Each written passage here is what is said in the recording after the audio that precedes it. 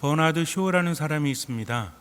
작가요, 비평가로 굉장히 유명했던 사람이에요. 그래서 아마 여러분들 들어보셨는지 모르겠지만 묘지명에 우물쭈물하다가 내 이럴 줄 알았지 라고 썼다고 한 유명한 사람입니다. 물론 정말 그렇게 썼는지 그 진위는 확실하지 않고 논란의 여지는 있지만 어쨌든 굉장히 유명한 사람이었고 특히 대중과 함께하면서 많은 것들을 전해준 그런 사람이었습니다. 이 사람이 어떤 쇼를 진행을 하는데 방청객들을 모아놓고 거기에서 여러 가지 작품을 소개하면서 사람들의 의견을 듣곤 했습니다. 그런데 어느 날 한 작품을 가져다 놓고 사람들의 의견을 물었어요. 보기에는 그림 같은데 좀 이해할 수 없는 그런 그림이었습니다. 아이가 그린 것 같기도 하고 좀 뭔가 좀 정상적이지 않은 그런 그림이었어요. 그래서 사람들이 저게 뭐냐, 뭐 발로 그린 거냐, 저건 어른이 그린 게 아니다, 저건 애가 그린 거고 수준이 높지 않은 것이다 라고 말합니다. 버나드 쇼가 이렇게 말을 했어요. 어떤 신입 작가가 그린 그림인데 여러분들 계속해서 말씀해 주십시오 라고 했더니 신입 작가라는 말을 듣자마자 사람들은 그래요. 저 따위로 그림을 그려놓고 대성하기를 바란다면 그 사람은 양심이 없는 것이다 하면서 신랄하게 비판하기 시작을 합니다. 그런데 잠시 후에 버나드 쇼가 이렇게 말했어요. 죄송한데 제가 착각을 했습니다. 이 그림은 신입 작가의 그림이 아니라 피카소의 작품입니다 라고 말을 해요. 그래서 사람들이 이렇게 반응했어요. 네, 그럴 줄 알았어. 뭔가 좀 달라 보이더라고요. 좀 아이의 그림인 것 같지만 그래도 터치가 굉장히 전문적이고 그리고 색감이 정말 끝내줬어요. 대박입니다 라고 말하기 시작을 합니다. 근데 한 사람이 와서 버나드 쇼에게 뭐라고 말을 해요. 버나드 쇼가 또 말합니다. 정말 죄송합니다. 피카소 작품이 아니라 신인 작가의 작품이었습니다. 그랬더니 사람들이 어땠어요? 아무 말도 하지 못했다고 합니다. 사실 이것은 의도된 거였어요. 버나드 쇼가 사람들의 어떤 마음에 대해서 조롱은 아니지만 비판하는 마음으로 그런 거 있잖아요. 가끔 좀 뭔가 이렇게 신랄한 비판은 아닐지라도 은근히 까대는 것들 있죠. 그런 마음으로 그런 어떤 진행을 했었습니다. 우리가 뭔가를 볼 때 선입견이나 편견 때문에 그리고 내가 뭔가를 정말 안다고 하지만 그 실체를 파악하고 있는가에 대해서 다시 한번 생각해 보란 이야기죠. 우리도 그렇지 않습니까? 어떤 물건을 살 때 정말 이 제품이 좋은지 아니면 이게 정말 무엇인지 제대로 알고 삽니까? 아니면 어떤 회사가 만들었는지 메이커만 보고 삽니까? 물론 그때마다 다르겠지만 그런 선입견이나 편견이 우리 마음에 남아있을지도 모른다는 것이죠. 내가 물건을 사서 쓰는 거는 상관없지만 다른 사람들을 보거나 심지어는 믿음에 대해서도 진정한 의미를 깨닫고 있느냐 그렇지 않느냐에 따라서 삶은 완전히 달라진다는 것입니다. 우리는 믿음을 가진 사람들이죠. 성당에 나오는 이유가 있습니다. 세례를 받고 하느님을 섬겨요. 그런데 어쩌면 무엇이 믿음인지 제대로 알지 못한 채 시간만 까먹고 있는 것은 아닌가 다시 한번 생각해 봐야 돼요. 내가 하느님을 믿는데 이 믿음을 잃어버리면 삶이 더 불안해질까 봐 두려워서 그냥 믿음을 움켜잡고 있다면 이것은 참된 믿음이 아닐 것입니다. 어떤 오지의 마을에 한 학교 선생님이 부임을 했습니다. 이 선생님은 아이들에게 많은 것들을 가르쳐 주려고 했어요. 워낙 시골이었지만 아이들은 천진난만했습니다. 음악적인 재능들이 굉장히 뛰어났어요. 그래서 선생님이 어느 날 학생들을 모아놓고 후원을 받은 기타를 한 대씩 나누어 줍니다. 그리고 이렇게 말해요. 내가 다음 달부터 너희들에게 기타를 가르쳐 줄게. 그러니까 집에 갔다가 놓도록 해라. 다음 달부터 선생님이 가지고 오랄 때 가지고 와 라고 말을 합니다. 한 보름 정도 지났을까 아이들이 선생님에게 이야기를 합니다. 정말 대단한 것을 저에게 주셨습니다. 저희들이 연주를 훌륭하게 마쳤습니다. 이제 선생님께 보여드릴게요 라고 말을 해요. 워낙 오지였기 때문에 기타를 처음 본 아이들이었는데 선생님은 너무나 신기했어요. 이 아이들이 아무리 음악적 재능이 있다고 할지라도 어떻게 처음 본 기타를 연주를 할 수 있단 말인가. 그것도 하변으로 한대요. 너무나 기대하는 마음을 가지고 아이들 앞에 섰습니다. 아이들은 선생님을 앉혀놓고 기타를 꺼냈어요. 근데 기타를 뒤집어 놓더니 두들기기 시작을 합니다. 마치 사물놀이 하는 것처럼. 선생님은 기가 막혔어요. 듣기 나쁜 소리는 아니었습니다. 그러나 기타의 용도는 달랐다는 거죠. 집으로 기타를 가져간 아이들은 기타를 살펴보기 시작을 합니다. 호기심이 많죠. 어른들은 그냥 집에 뒀다가 선생님이 가지고 오랄 때 가져갔을지도 모르지만 아이들은 호기심이 많지 않습니까? 만지지 말라면 더 만지죠. 분명히 악기라는 것은 알아요. 근데 어떻게 하는 건지 모릅니다. 줄을 튕겨봤지만 두들기니까 소리가 굉장히 아름다웠다는 거죠. 아이들 수준에서는 두드리는 악기뿐이 몰랐기 때문에 그래요. 그래서 이렇게도 두들겨보고 저렇게도 두들겨보다가 아이들끼리 만나서 이야기합니다. 얘들아, 선생님이 준 기타 봤어? 봤어. 두들겼더니 소리가 좋더라고. 그치? 나도 두들겼더니 소리가 너무 좋았어. 그러니까 우리 한번 함께 연주해보자 하면서 두들겼어요. 두들기다 보면 어떻습니까? 우리도 집에서 냄비 뒤집어 놓고 그 다음에 그릇 뒤집어 놓고 막 두들기는 난타라는 거 아시죠? 난타 하면 되게 즐겁잖아요. 그죠? 그리고 옛날에 어른들 어땠습니까? 소주 한 잔에 안주 놓고 뭐 두들겨요? 젓가락 두들기죠.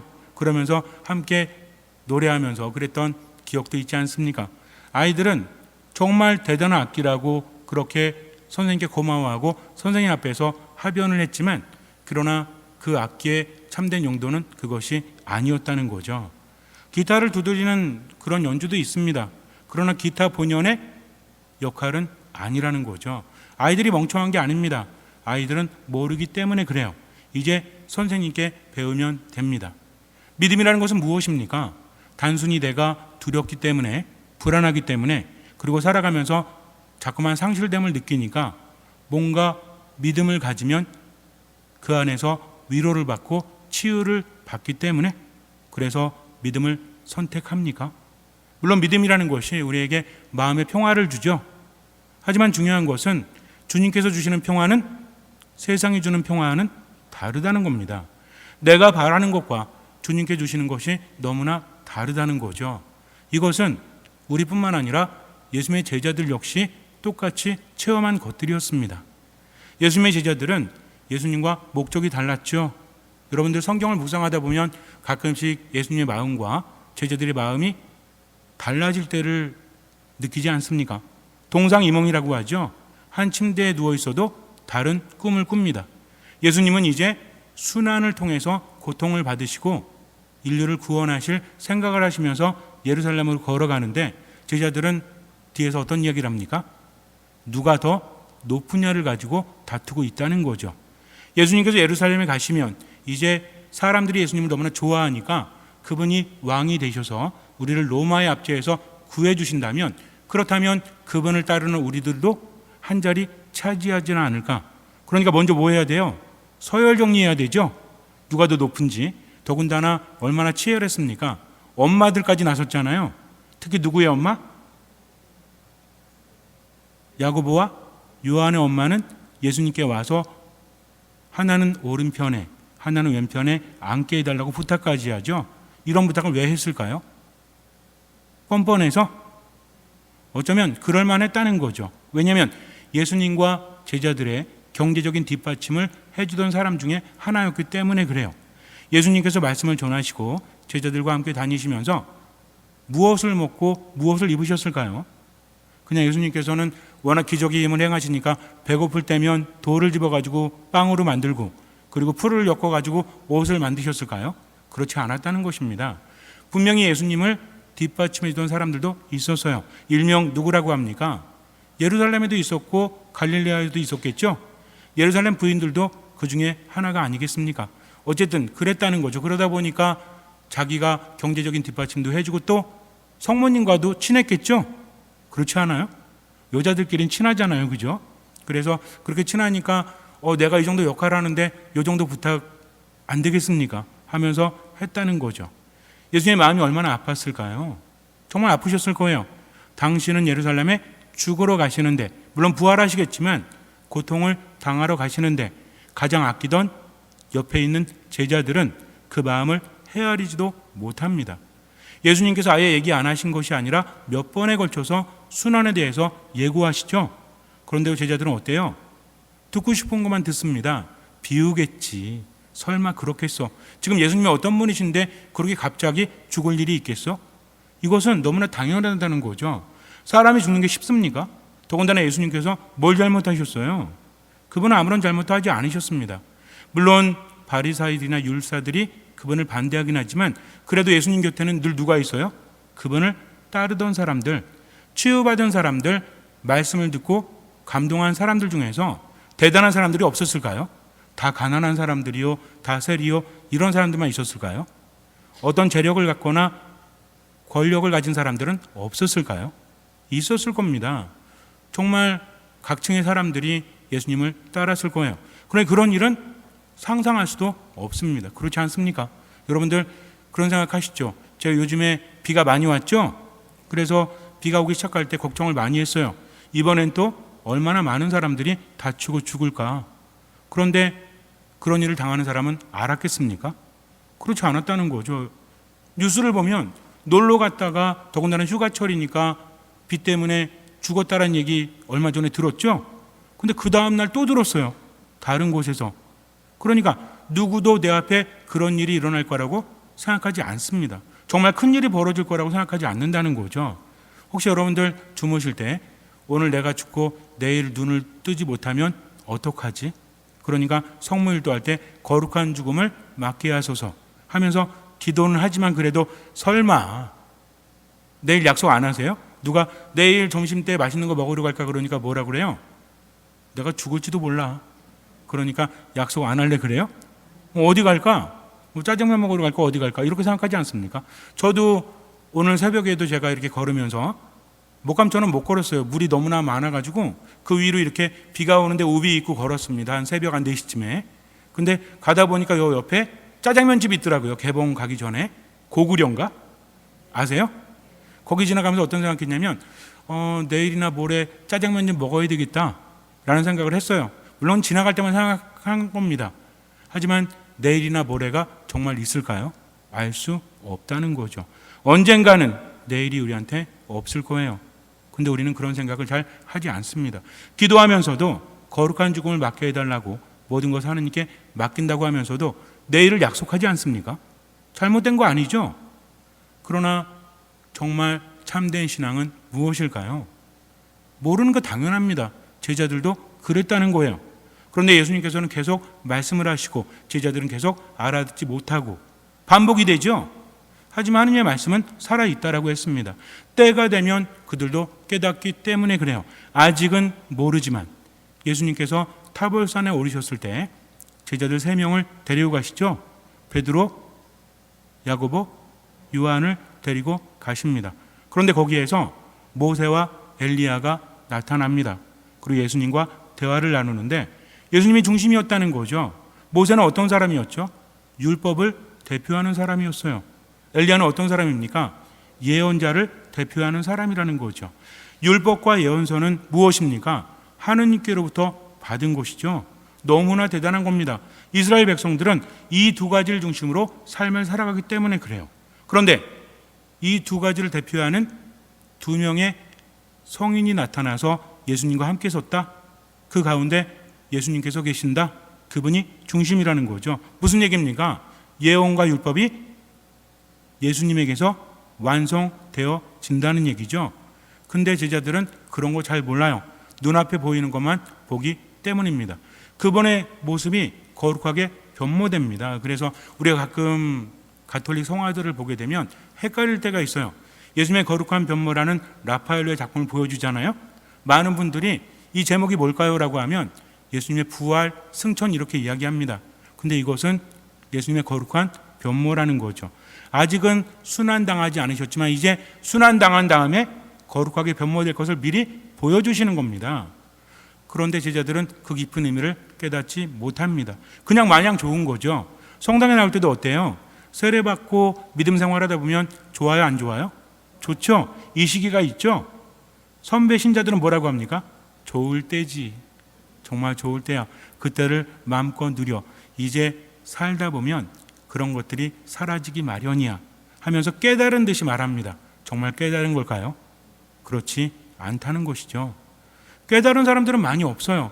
체험한 사람들도 많이 없습니다. 물론 이 시기를 거치긴 하지만 그 다음에 고통스러운 시기도 온다는 것입니다. 하지만 정말 깨달은 사람은 그 고통 가운데서도 뭔가 다른 것을 추구한다는 것이죠. 하지만 어쩔 수 없이 고통과 괴로움이 다가오면 우리는 무너질 수밖에 없다는 거예요. 그럴 때마다 이것을 생각해야 됩니다. 너무나 행복할 때 신앙적인 행복인지 그냥 기분인지를 구분할 수 있어야 한다는 것이죠.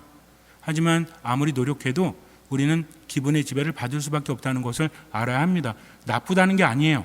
그런 와중에 성장한다는 거죠. 베드로도 그랬죠. 제대로 알지 못합니다. 그러니까 뭐라고 합니까? 너무나 좋으니까 초막 셋을 지어서 하나는 예수님께, 하나는 모세께, 하나는 엘리야께 드리고 우리가 여기에서 지내면 좋겠습니다라고 말합니다. 그런데요, 아무도 그 말을 들어주지 않아요. 우리 보통 뭐라고 하죠? 어떤 말을 했을 때 아무도 안 들어주면 이런 상황을 뭐라고 하죠? 강론티 좀 말하기 좀 그러지만 쌩 이런 거 있잖아요. 그죠? 하느님께서 무시하십니다. 뭐라고 하세요? 이는 내가 사랑하는 아들, 내 마음에 드는 아들이니 너희는 그의 말을 들어라. 이 말씀이 굉장히 중요하다는 거죠. 이제 예수님께서는 기적을 행하셨고 정말 대단한 분이셨지만 처참하게 순환당하시고 돌아가십니다. 그때 제자들은 다 도망가요. 평상시에는 죽음까지도 함께 하겠다고 했으면서 예수님께서 그렇게 무너지시니까 도망간다는 것이죠. 가끔 신앙을 살아가다 보면 그럴 때가 있죠. 정말 믿음 안에서 오로지 하느님만 바라보고 싶은데 경제적인 이유, 관계적인 이유, 삶의 고통이 찾아올 때는 신앙이 무너져 버릴 때도 있죠. 그렇지 않습니까? 이건 너무나 당연한 겁니다. 우린 나약하기 때문에 그래요. 나는 나를 탓하지만 주님은 나를 탓하지 않으십니다. 예수님께서 나중에 부활하신 다음에 제자들이 숨어 있었죠. 예수님께서 잡히고 돌아가시니까 자기들도 죽을까 봐 숨어 있습니다. 그때 예수님께서 그들 가운데 나타나시죠. 뭐라고 하십니까? 내가 니들 때문에 답답해 죽겠어. 내가 그렇게 이야기했는데 나를 못 믿었지.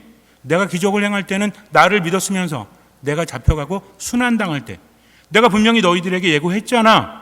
근데 너희들은 어떻게 했어? 나를 버리고 도망갔지. 내 말을 믿지 않았어. 그러니까 오늘 열대만 맞자. 그러십니까? 그렇지 않습니다. 평화가 너희와 함께라고 말씀하십니다. 예수님은요, 누구보다도 나를 잘 아십니다. 제자들이 졸고 있을 때 예수님께서 겟세마니 동산에서 피땀을 흘려가면서 당신에게 찾아올 고통을 생각하고 있을 때 기도조차 제대로 되지 않았죠. 그래서 뭐라고 하십니까? 나와 함께 1시간만 깨어 기도해다오.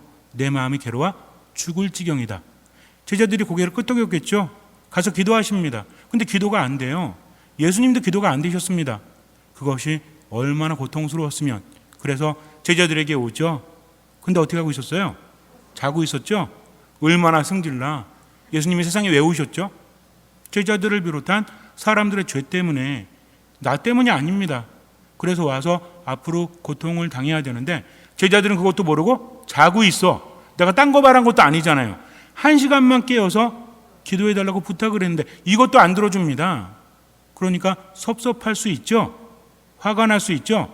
나 안 해. 아버지, 이 잔을 제게서 그냥 걷어주세요. 저 못하겠어요. 은혜도 모르는 이 사람들을 위해서 제가 꼭 이렇게 해야 됩니까? 하면서 제자들을 깨우실 수도 있어요. 안 일어나? 그러나 그렇게 하지 않으십니다. 뭐라고 하십니까? 마음은 간절하나 육신이 약하구나 하면서 이해하셨다는 거죠. 이것이 예수님의 마음이요, 이것이 하느님의 마음입니다. 그분은 기다려 주십니다. 내가 그분께 갈 때까지 기다려 주신다는 거죠. 어느 쯤에서 기다리세요? 여러분들 아이들 키우면서 아이들이 혼자 어디 가가지고 돌아다니면 독립심을 키우기 위해서 내버려 둘 때 있죠. 그럼 아이가 돌아올 때 어느 쯤 가서 기다려야 돼요? 엄마는, 아빠는 아이를 잘 알죠. 우리 애가 이 정도까지는 혼자 올 수 있을 거야. 그러니까 거기까지 가서 기다려 줍니다. 아이가 엄마 아빠 제가 좀 들어드릴게요 하면서 엄마 아빠의 짐을 받아들 때 있죠. 무거운 거. 그러면은 볼 때 어때요? 이쁘고 귀엽지 않아요? 그러니까는 아빠 엄마는 그래 내 짐을 맡겼으니까 내버려 둡니까? 계속 지켜보죠. 땀 뻘뻘 흘리면서 힘들면 뭐라 그래요? 아유 수고했어. 정말 잘했어. 이것만 해도 아빠 엄마는 얼마나 고마운지 몰라. 그러니 이제 내게 다오하면서 계속 바라봤다는 거죠. 이것이 하느님의 마음입니다. 얼마까지 내가 가야 됩니까? 그것은 하느님이 아세요. 어떻게 하면 돼요? 그냥 지금 최선을 다해서 그분 안에 살아가면 된다는 것입니다. 하느님께서는 무엇보다 잘 아세요. 그래서 뭐라고 하십니까? 뻘소리 하지 말고 그의 말을 들어라 라고 하십니다. 이것이 핵심이에요. 신앙에 있어서 가장 중요한 게 뭐라고 했죠? 듣는 마음이라고 했습니다. 아무것도 판단하지 말라고 했어요. 제가 판단하지 말라고 하니까 어떤 분들이 그래요. 신부님, 그러면 살아가면서 내가 판단해야 될 때도 있잖아요. 이거 얘기하는 게 아닙니다. 부정적인 판단을 하지 말라는 거죠. 뭔가 감정적으로 휘둘릴 때 판단을 중지하고 뭐 하라는 얘기예요? 들으라는 겁니다. 그냥 바보처럼 아무 생각 없이 판단하지 말라는 게 아니라 어떤 마음으로? 듣는 마음으로 하느님 안에 머물라는 거죠. 이것이 굉장히 중요합니다. 내 삶이 힘들고 괴롭고 아무런 희망이 없다고 할지라도 나를 사랑하시는 주님, 나를 잘 아시는 주님, 명확한 답을 내가 듣지 못해도 최선을 다하겠습니다. 왜? 설명해도 알아들을 수 없기 때문에 그래요. 정말 저도 가끔 그래요. 신자들이 신부님, 제가 정말 착하게 살고 열심히 살고 행복하게 살려고 노력했거든요. 내가 무슨 죄가 있다고 우리 가족이 아파야 됩니까? 내가 무슨 죄가 있다고 사기를 당해야 됩니까? 그럴 때는 이렇게 말하고 싶어요. 잠시만 기다리세요. 하느님께 여쭤볼게요. 마치 모세가 장막에 가서 하느님께 말씀을 듣듯이 저도 여쭙고 싶어요. 듣는 마음도 얼마나 힘든지 몰라요. 그냥 아유 신부님 정말 좋아요, 행복해요, 이 소리만 들으면 좋겠어요. 그런데 그렇지가 않아요. 왜 그럴까요? 오죽했으면 그렇겠습니까? 심지어는 저 이러려면 성당에 안 다닐래요 하는 분도 있습니다. 그 말 듣고 저 뭐라 그래요? 감사합니다. 아유 형제님 같은 분, 자매님 같은 분 안 나오시면 저는 속이 편하죠. 그래요? 그렇지 않습니다. 조금이지만 예수님의 마음을 이해한다는 거죠. 얼마나 아프실까. 그러나 제가 말씀드릴 수 있는 건 그거예요. 나를 나보다 더 잘 아시고 사랑하신다면 내가 쓰러질 때쯤 계시지 않겠습니까? 아니, 그 전부터 나를 보고 계셨다는 거죠. 중요한 건 뭡니까? 판단을 멈추고 그분을 바라보고 그분의 말씀을 듣고 지금을 살아가라는 얘기죠. 오늘 먹을 밥뿐이 없어요. 저녁에 먹을 게 없습니다. 그럼 어떻게 하면 돼요? 최선을 다했으면 맡기고 지금 맛있게 먹으면 돼요. 그리고 살아가면 됩니다. 왜? 하느님께서는 인간의 방식이 아니라 당신의 방식으로 우리를 이끄시기 때문에 그래요. 모든 걸 알면서 하느님을 섬기는 것이 아니라 아무것도 알 수 없지만 그 말씀을 듣고 지금을 살아가는 것, 그분께서 함께 하시니까 감사하고 행복해하면서 살아간다면, 그러나 어떤 마음으로? 듣는 마음으로 매일 말씀을 듣고 미사를 참여하고 어떤 일이 있을 때마다 잠시 침묵 중에 그분의 말씀을 상기하면서 묵상하면서 하루하루 살아간다면 그때부터 이끄신다는 겁니다. 우리는요 알기를 바래요. 그러나 하느님께서는 알려주지 않으시고 이끄십니다. 체험하기를 바라신다는 거죠. 알고자만 한다면 신앙은 자라지 않습니다. 그러나 온전히 맡기고 체험하면 그때 진정한 알물, 깨달음을 얻게 되는 것이 바로 신앙이라는 거죠. 그래서 세례를 받거나 열심한 신앙생활을 할 때 우리는 뭐라고 해야 돼요? 그래 지금 마음껏 즐겨, 나중에는 시들시들해질 거야.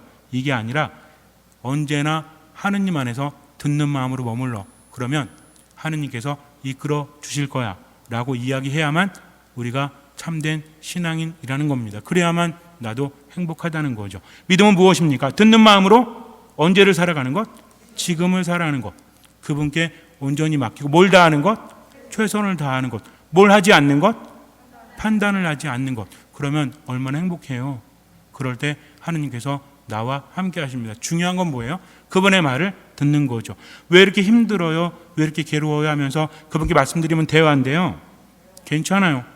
그렇게 말씀드리지만 그래도 들으시면 돼요. 여러분들 아이들이 아파가지고 엄마 나 아파, 왜 이렇게 힘들어야 돼? 학교 가기 싫어요. 그러면 뭐라 그래요? 아니 내가 이런 걸 나가지고 이런 얘기를 들어야 돼. 그래요?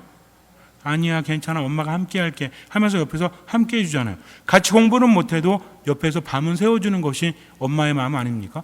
그러면 공부해주는 게 아이를 위한 거예요? 그렇지 않은 겁니다. 함께 해주면서 아이가 혼자 살아갈 수 있도록 도와주는 것이 엄마 아빠의 마음이라면 하느님은 어떠실까요? 뭔가 좀 힘들면 기적 행하고 뭔가 괴로우면 치유해주고 무조건 그렇게 살게? 아닙니다. 성장하도록 그분께서는 우리와 함께 하십니다. 하느님의 목적은요, 우리가 세상에서 잘 먹고 잘 살고 이걸로 끝나는 게 아닙니다.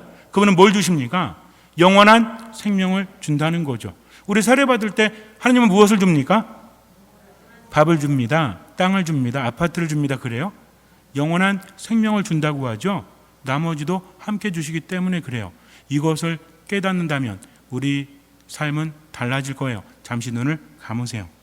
때로는 이해할 수 없고 때로는 받아들일 수 없어도 하느님 안에 머물러야 합니다.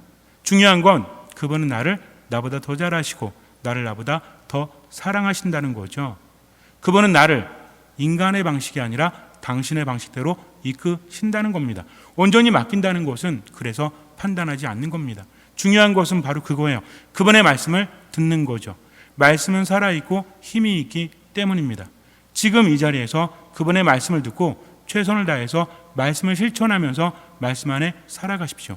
주님께서는 그 믿음을 보시고 우리 삶에 놀라운 기적을 일으켜 주실 것입니다. 아멘.